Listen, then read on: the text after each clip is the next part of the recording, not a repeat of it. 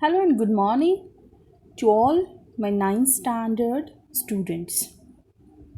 I, Mr. Paliyavare, welcomes you all for this session, which is based on one of the biology chapter, that is the fundamental unit of life.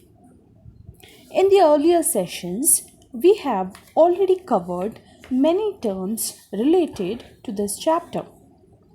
As we have seen what is the cell, discovery of the cell, then we have also seen the structure of the cell.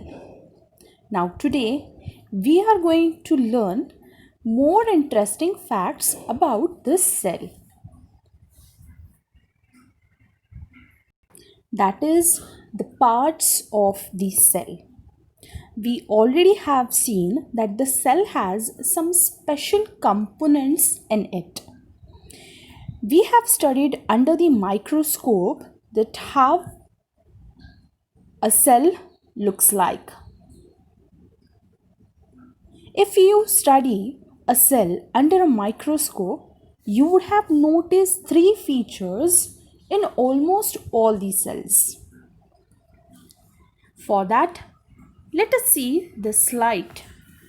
This is a slide of an onion peel, which we have already learned. Here, you will observe some compartments and we call them as the cells, right? The boundary is known as the cell membrane. It is also known as the plasma membrane. Then some blue color you have seen, right? That is known as the cytoplasm, and with that at the center you see a black dot that is known as the nucleus. So today we are going to learn about these features of cell. All the activities inside the cell are in interactions of the cell with its environment are possible, that is because of these features. So let us study about them in detail. At the end of this session, you will be able to understand the concepts of cell membrane or plasma membrane, then cell wall, nucleus, cytoplasm, and the difference between prokaryotic and eukaryotic cell. So let us first start with the protector of a cell. It is known as the plasma membrane or the cell membrane. This plasma membrane or the cell membrane, here you look in this diagram, these black color borders, these represents the cell membrane or they are also known as the plasma membrane.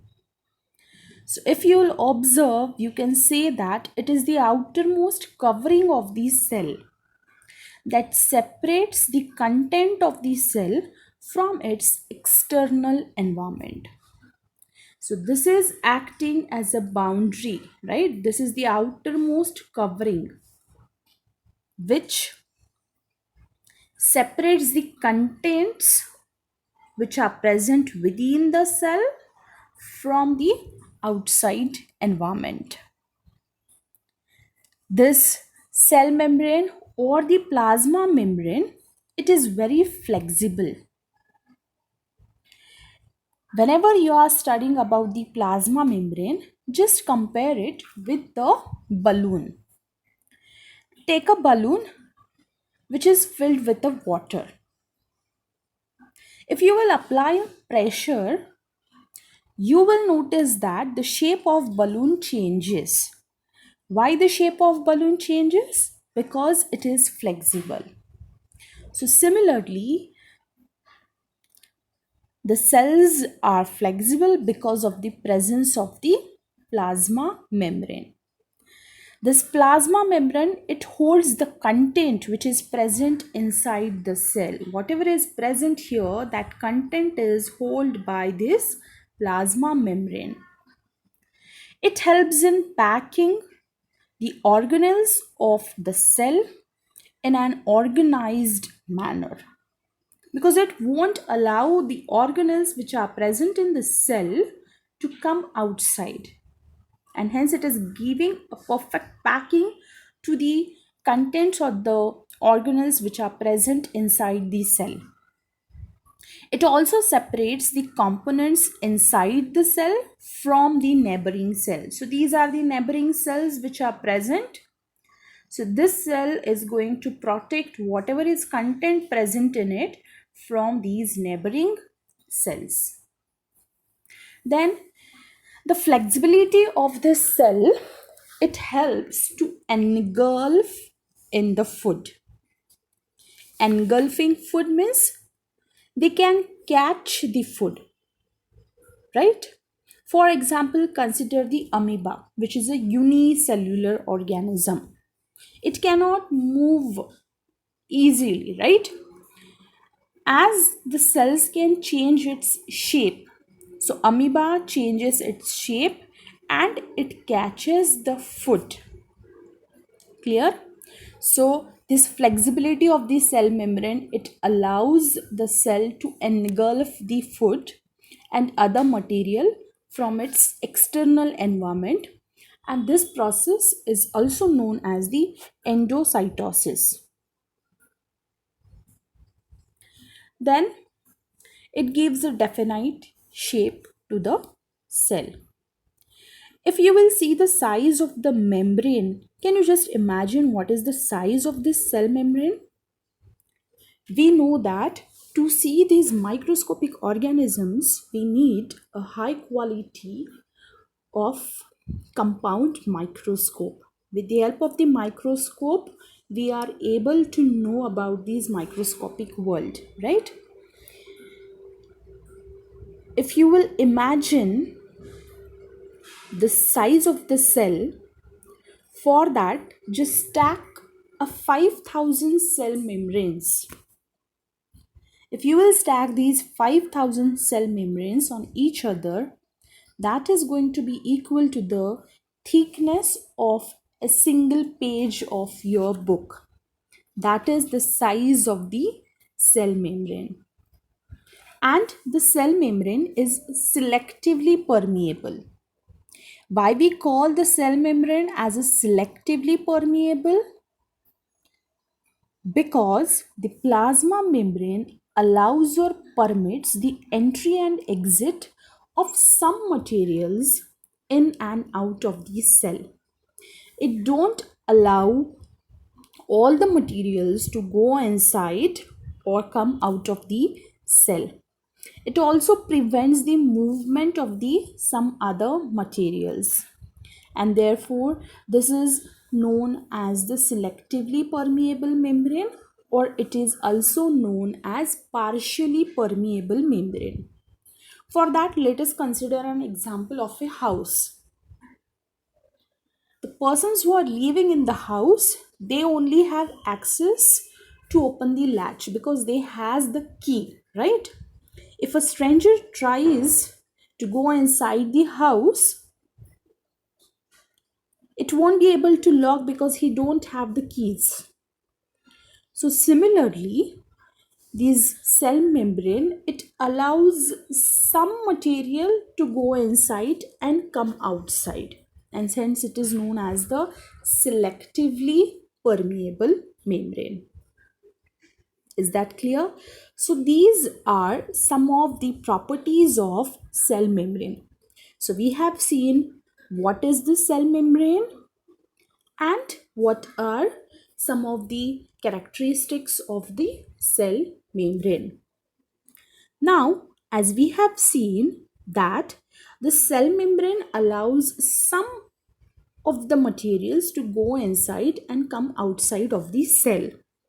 Now we'll see how does movement of substances takes place inside the cell, as well as how do substances move out of the cell. So these cells, they perform two types of functions. One is diffusion and another is the osmosis.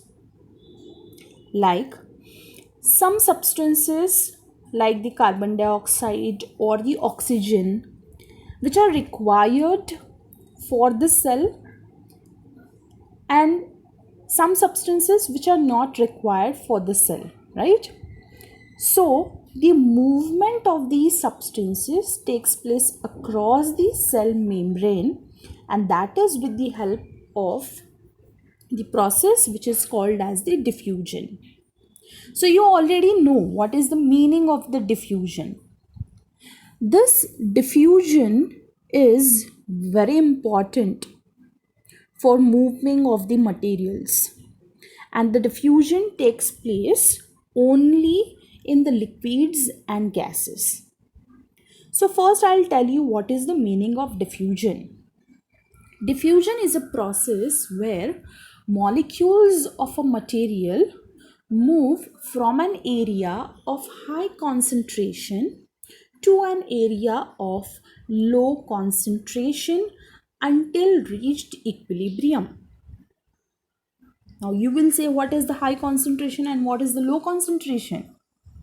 High concentration means where the molecules are many, and low concentration means where the molecules are fewer. For that, consider a beaker and try to add a colored salt into it. Start adding the colored salt. Initially, some of the portion of the water will become color. But after some time, the whole water gets the color of that salt. In the first case, when half of the water or some of the part of the water it got colored, that means the concentration of that substance is more over there. And when the whole water acquires the color of the salt, that means now the concentration of the salt is less. So there is a movement of the substance from higher concentration to the lower concentration. This phenomena we also see in our day-to-day life. For example, the smell of an incense stick, or the smell of a food, or the smell of a coffee. These all are the examples of diffusion only, where the molecules move from a higher concentration level to the low concentration level. Now, here there is a spontaneous movement of substances from a region of high concentration to the low concentration level. Some examples of diffusions are respiration and absorption of water by plants. So first we'll see, how do plants respire? So some substances like the carbon dioxide, it accumulates in high concentration inside the cell. In the cell's external environment, the concentration of carbon dioxide is low as compared to that inside the cell. As soon as this difference is existed, the carbon dioxide from inside the cell, it goes outside the cell.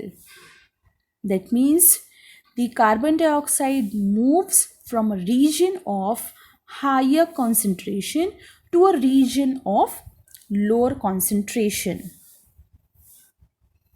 That is from inside the cell to the outside the cell, that is with the help of the process which is known as diffusion. So carbon dioxide which is actually thrown outside the cell.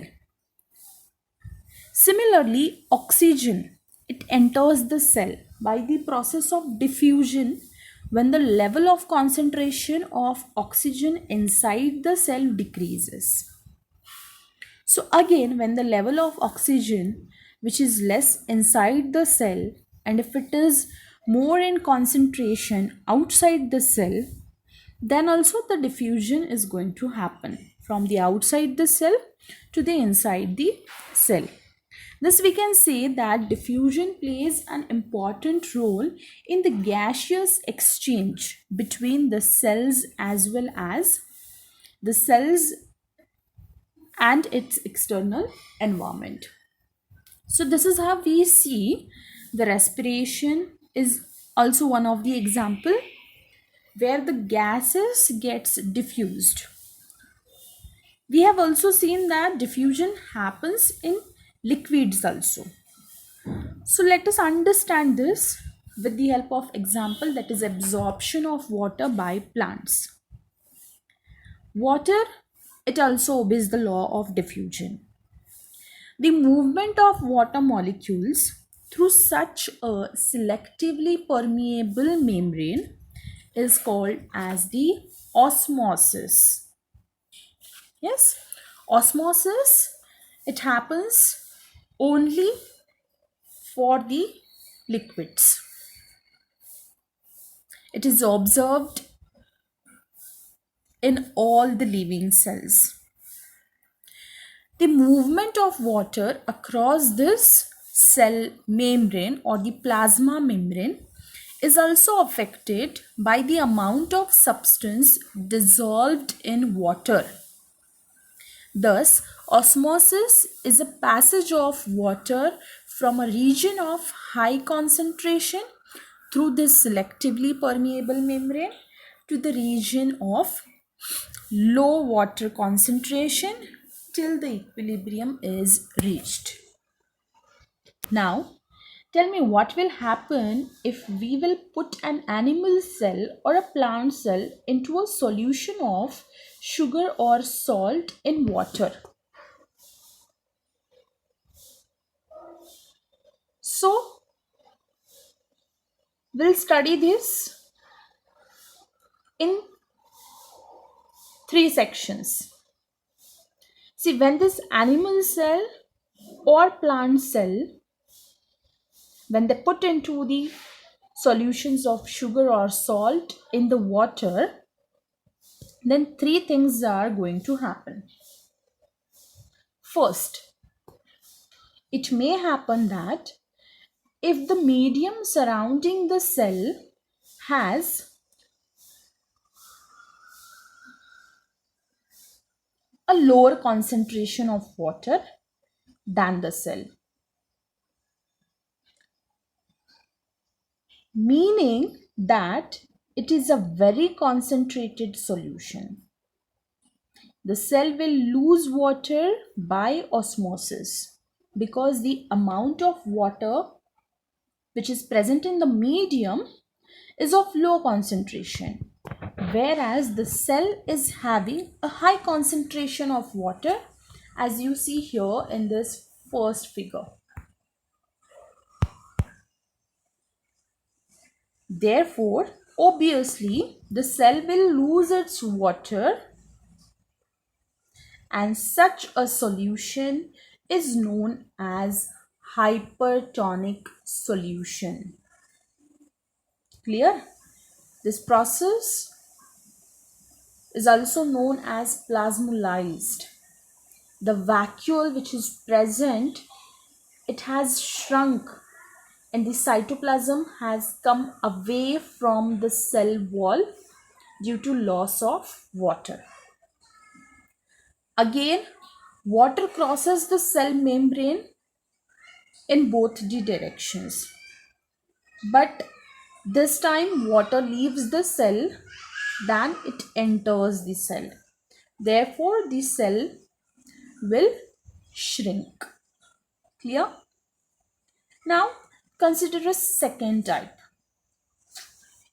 If the medium has exactly the same water concentration as that of the cell, that means both the cell and the medium, they are having same water concentration. So in such a cases, the net movement of water across the cell membrane is nil. and therefore such a solution is known as the isotonic solution. So in this case, no change to cell due to equal water concentration. Water crosses the cell membrane in both the directions, but the amount goes in the same as the amount going out. So there is no overall movement of the water, and hence the cell size remains the same.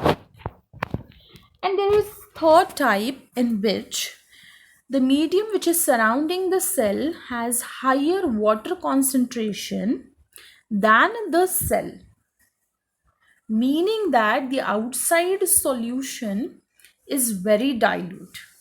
The cell will gain water by the process of osmosis, right? Diffusion of water will take place, and such a solution is known as hypertonic solution, where water molecules are free to pass across the cell membrane in both the directions, but more water will come into the cell than will leave. Therefore, the net, that is the overall result, is that the water enters the cell and the cell is likely to swell up. It becomes turgid. Is that clear? So, most of the unicellular freshwater organisms and most plant cells, they tend to gain water through the osmosis. Absorption of water is one of the by the plants is one of the example of the osmosis. Clear?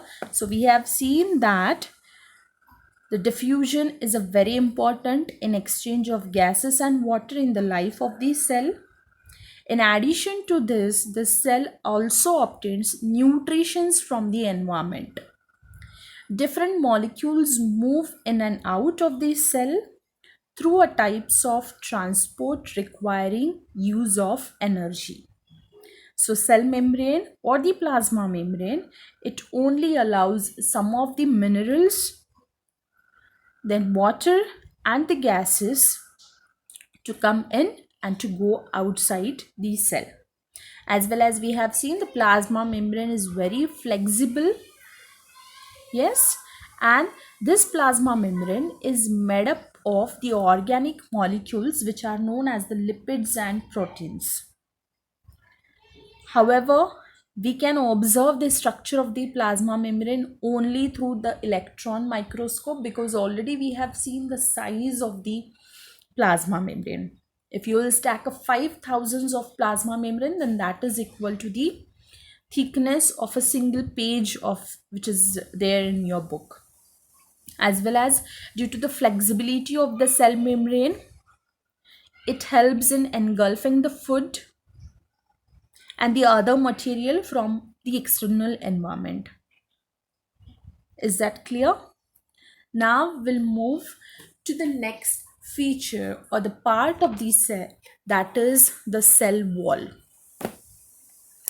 This part of the cell, it is only present in the plant cells. Plant cells only have the cell wall. It is in addition to the plasma membrane. It is present outside the plasma membrane. Here I have shown two figures of animal cell and the plant cell. You will notice that animal cell, it is having only single boundary, right? But if you will observe the plant cell, there are two boundaries which you observe here. Whereas animal cells, they have only one boundary. Why this is so? That we'll see. And this plant cell therefore has the cell wall, which is the outermost covering, which is in addition to this plasma membrane which is present inside the cell wall. It is the rigid outer covering. Okay, it is very rigid, and because of it the cell gets a specific shape. Then it is a non-living part of the cell. It provides the shape to the cell. It is composed of cellulose. It is mainly made up of the carbohydrates. It is freely permeable, okay? And it provides protection during the unfavorable conditions. Because like the animal cells, they can move from one place to the another place, but plant cells, they cannot move from one part to the another part. If there are some environmental condition changes, then the plant cells can't move, but animal cells can move. Animals can get shelter, right? So to resist this, the cell wall is present in the plants, which makes them strong, which gives them a proper shape, which gives them a strength. Now, when a living plant cell loses water, as we know, we have seen, the plant cells, they do osmosis and they loses water, and there is shrinkage or contraction of the contents of the cell away from the cell wall, and this phenomenon is known as the plasmolysis. Okay, now do one activity, like mount the peel of a royo leaf in water on a slide and examine the cell under the high power of a microscope. Note the small green granules called as the chloroplast. They contain a green substance which is known as the chlorophyll. Put a strong solution of sugar or salt on the mounted leaf on the slide. Wait for a minute and observe under the microscope. What do we see? Now, place some royo plant in boiling water for a few minutes. This kills the cell, and then mount one leaf on a slide and observe it under the microscope. Put a strong solution of sugar or salt on the mounted leaf on the slide. Wait for a minute and observe it again. So, what do you find? Did plasmolysis occur now? So, what we can infer from this activity is the plasmolysis that appears only in the living cells. It appears that only living cells and not dead cells are able to absorb the water by osmosis. This cell wall, it permits the cells of plants, fungi and bacteria to withstand very dilute, that is hypotonic external medium without bursting. Why it do not get burst? Because see, in such medium the cells tend to take up water by the osmosis. If the cell is absorbing the water, the cells is going to swell up. That builds the pressure against the cell wall. As the pressure is built against the cell wall, the wall exerts an equal pressure against. So if this is water is existing pressure like this, cell wall is also exerting an equal pressure against this woolen cell. And because of this, because of this cell wall, the cell withstand much greater changes in the surrounding medium than the animal cells. So this is what about the cell wall.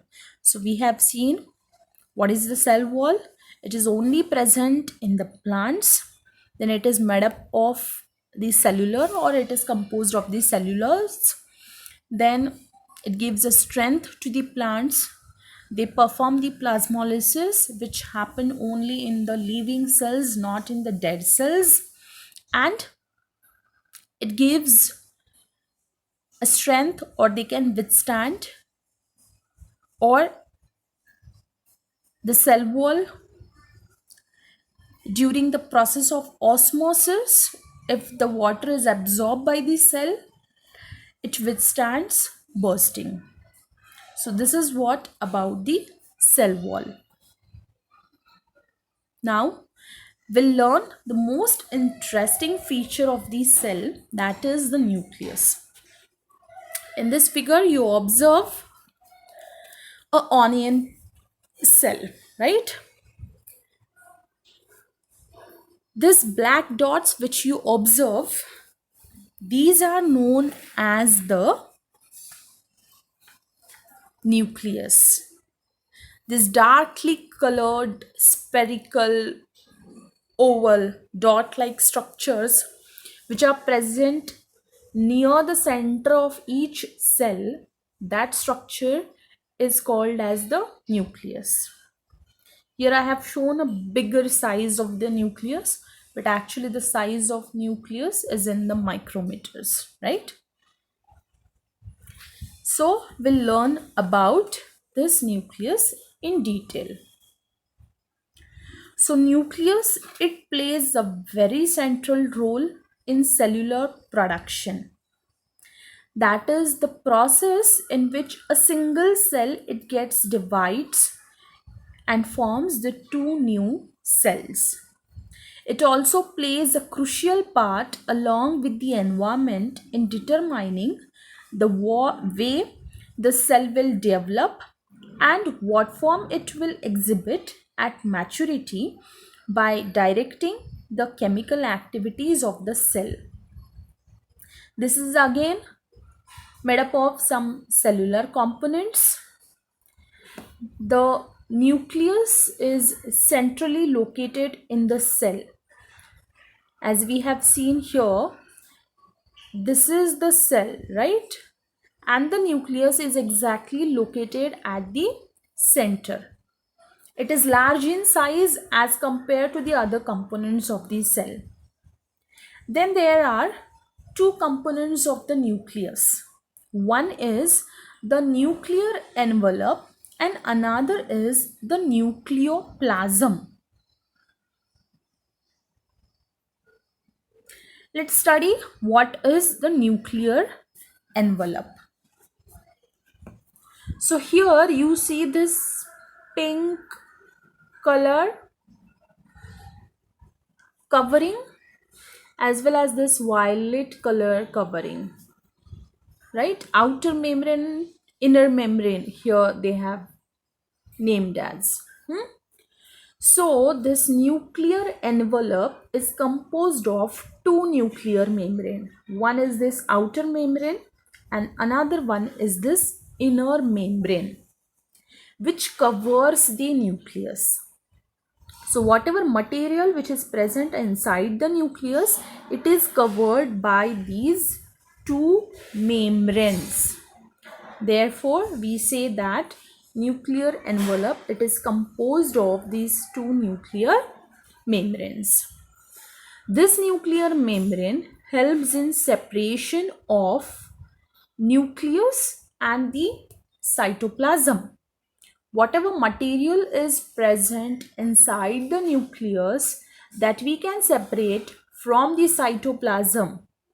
This dot, if you will see here, then it helps in separation of the cytoplasm which is present over here from the material which is present inside the nucleus. As well as if you will observe here, there are some gaps. These gaps are also known as the pores. These pores are present and these are known as the nuclear pores. This helps in the transfer of some of the materials from inside the cell to the nucleus to its outside, that is to the cytoplasm.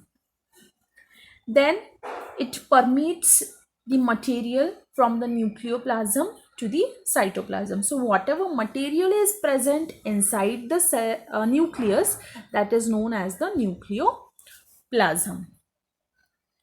Then we'll study in detail about the nucleoplasm. So cleared, what is the nuclear envelope? So nuclear envelope,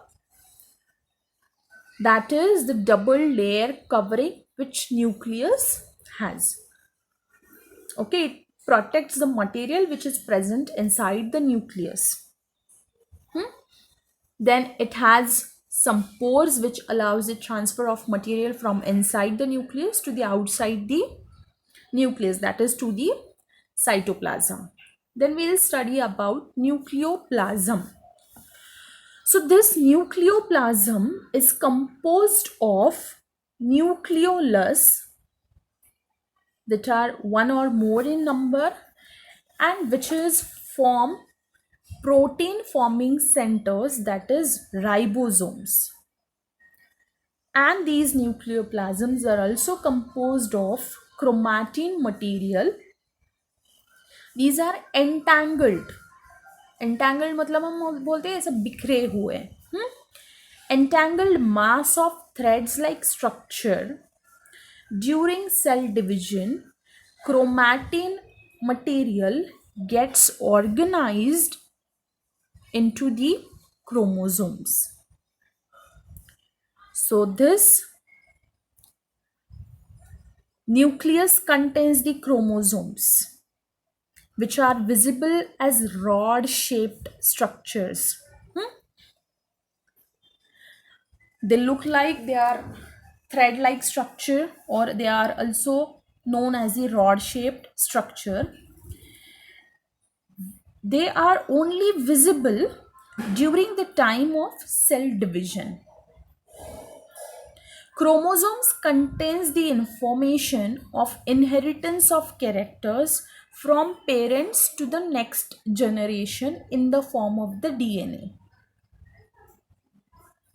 Transfer of characters from parents to the next generation. And that is why you look similar to your parents. Clear? Then this DNA, these chromosomes, they are composed of DNA and the proteins. These DNAs, they consist of, DNA means the deoxyribose nucleic acid. They are consist of genes, and that gene is the functional segment of the DNA. In a cell which is not dividing, the DNA is present as a part of the chromatin material. Chromatin material is visible as entangled mass of thread-like structures. Whenever the cell is about to divide, the chromatin material gets organized into the chromosomes. Then chromosomes are also composed of proteins, and these proteins helps in regulating the function of the chromatin. So we have seen about the nucleus. It is having a very complex structure, right? Then in some organisms like the bacteria, the nuclear region of the cell may be poorly defined due to the absence of a nuclear membrane, such as undefined nuclear region containing only nucleic acid is called as the nucleoid. And such organisms whose cells lack a nuclear membrane are called as the prokaryotes.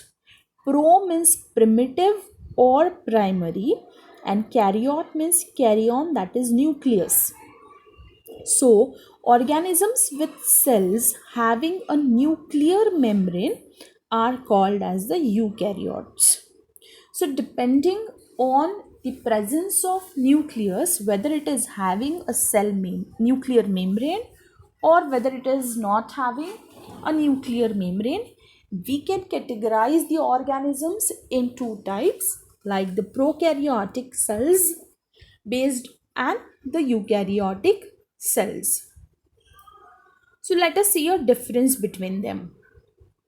So the prokaryotic cells, they has a tough cell wall. Eukaryotic cell, for example, the animal cell is only surrounded by thin plasma membrane. Prokaryotic cells, it does not have nucleus, whereas in eukaryotic cells they have a prominent nucleus in the center. Then the cell bears several organisms like the mitochondria, Golgi complex, etc., that we'll learn later. Whereas in eukaryotic cells, the cell organelles are absent. Then DNA is circular in prokaryotic cell, and DNA is linear or thread-like structure in eukaryotic cell. Example of prokaryotic cell is bacterial cells, whereas example of cells eukaryotic cell is the multicellular organisms like the cells of the animals and the cells of the plants. So this is how we end up with the topic, that is nucleus. I hope it is more interesting to learn, right? And we'll now see the last major feature of the cell is the cytoplasm. So already we have seen the mount of an onion peel. Yes. So we have seen a large region of each cell which is enclosed by cell membrane. This region takes up a little stain and it is called as the cytoplasm. Here this blue color is all cytoplasm. The cytoplasm is the fluid contained inside this plasma membrane. Whatever is fluid containing inside the plasma membrane is known as the cytoplasm. It also contains many specialized cell organelles, and each of these organelles performs the specific function for the cell. These cell organelles are enclosed by the membrane. As we have seen prokaryotes and eukaryotes, just will discuss in prokaryotes, besides the absence of a definite nuclear region, the membrane bound cell organelles are also absent. On the other hand, the eukaryotic cells have the nuclear membrane as well as they have the organelles which are membrane enclosed. The significance of membranes, as we have seen, can be illustrated with the help of the example of viruses. Viruses, they lack any membrane and hence they do not show any characteristics of life until they enter a living body, because as they enter the living body, they use its cell machinery to get multiply, and in this way they affect us. So in this way, in the today's session, we have seen the major parts or the features of the cell,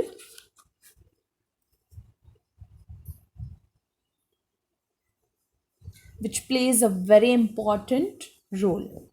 So with this, we'll stop for this today's session. If you will have any doubts, just type it into the feedback column. I'll get back to you. Till that, stay safe, stay healthy, and keep studying. Thank you.